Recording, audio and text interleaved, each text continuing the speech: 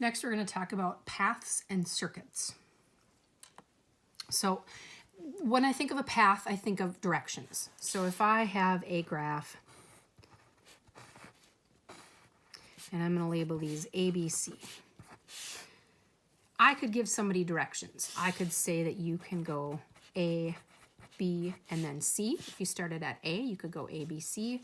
If somebody else started at B, they could do B, A, and then C.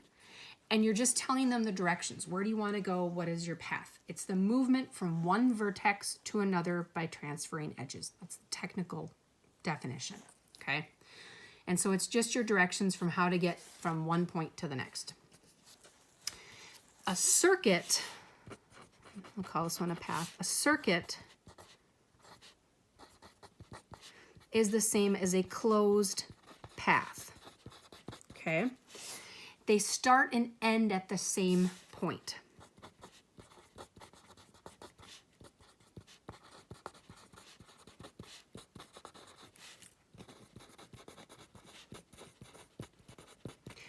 So if I wanted to make these into a closed path,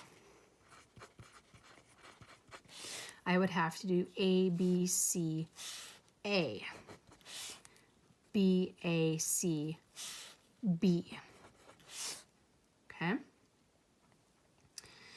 So now we have these Euler circuits. Okay. Not every graph can be considered an Euler circuit. Not every graph can be written as a circuit. Okay. Depends on if you have a closed graph, if you have a complete graph. If it's not a complete graph, you can't even have a path from all the vertices to the next. Okay. So some of the questions in the homework are going to be asking if something is an Euler circuit or asking you to find the Euler circuit, okay? An Euler circuit uses every edge but never uses the same edge twice. So when I have a graph, I used every edge. I went from A to B and I used that edge. I went from B to C and I used that edge. And then I went back from A to C and I used that edge, okay? So this would also be an example of an Euler circuit.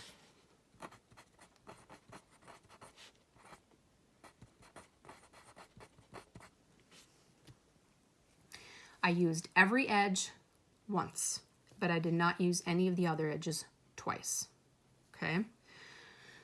So if I made a graph that looked like this.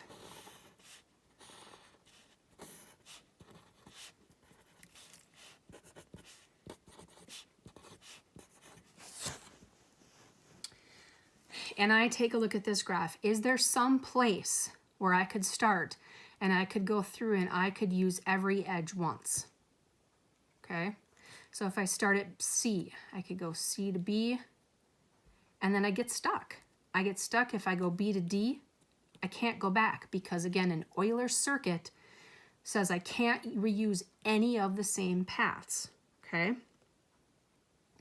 So what we start looking at between these two graphs is we start looking at something called the degree of a vertex, okay? The degree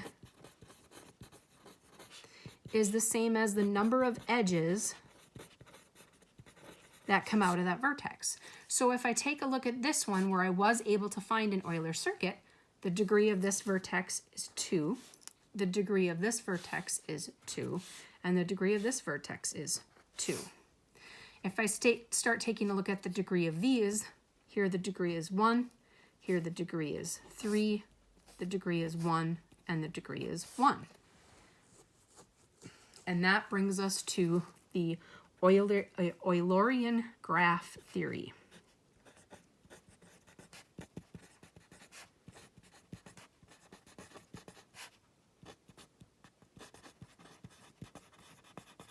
Okay. So his theorem says that it's got to be connected, okay? I said that a little while ago, as it has to be a connected graph. A connected graph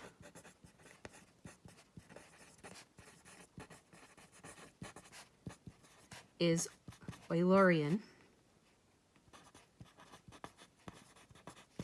And then I have this thing from geometry, IFF, okay, and it's abbreviation.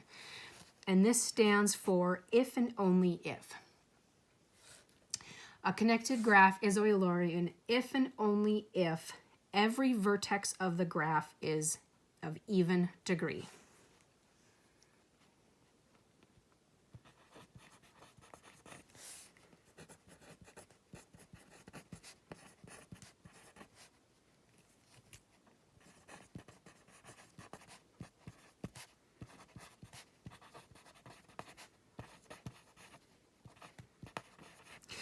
And so that's nice if we go back and we look at these two, okay?